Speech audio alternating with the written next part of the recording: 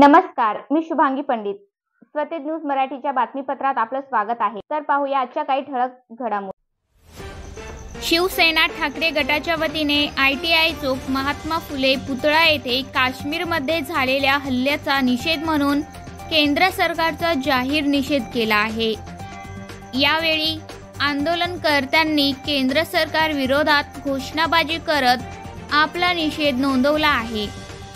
भारतातील एक अधिकारी यांनी संपूर्ण माहिती दहशतवाद्यांना पोहोचवली आहे. त्या अधिकाऱ्याला तात्काळ अटक करून निलंबित करून फाशीची शिक्षा देण्याची देखील मागणी शिवसेना ठाकरे गटाच्या वतीने यावेळी करण्यात आली आहे. यावेळी शिवसेनेचे पदाधिकारी व कार्यकर्ते मोठ्या संख्येने उपस्थित होते.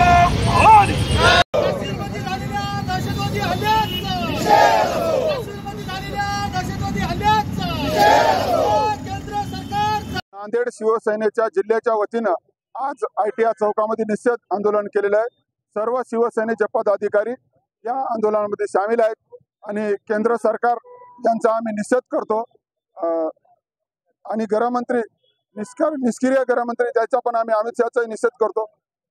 आज नांदेड सेनेच्या वतीने सर्व पदाधिकारी इथं आम्ही जमलेलो आहोत.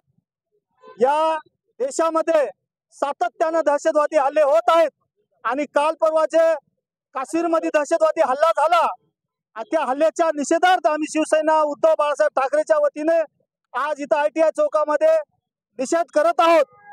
तुमच्या माध्यमातून मला या केंद्र शासनाला जाब विचारायचा आहे शिवसेनेच्या वतीनं की कालचं तुम्ही एक न्यूज 18ला पंजाबच्या बातमी बघितली असेल.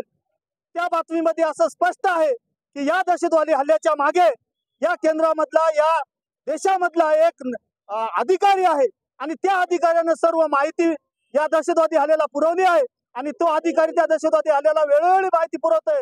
त्याच्या आमची दुसरी एक मागणी आहे की त्या अधिकाऱ्याला तात्काळ निलंबित करण्यात यावं आणि त्या अधिकाऱ्याला अटक करण्यात यावी.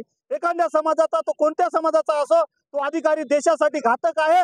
त्यामुळे या अधिकाऱ्याला तात्काळ निलंबित करून अटक करण्यात यावी आणि हे दहशतवादी हल्ले भारत कधीही खपून घेतला जाणार नाही हे शिवसेनेच्या वतीनं आम्ही तुमच्या माध्यमातून सांगू इच्छितो.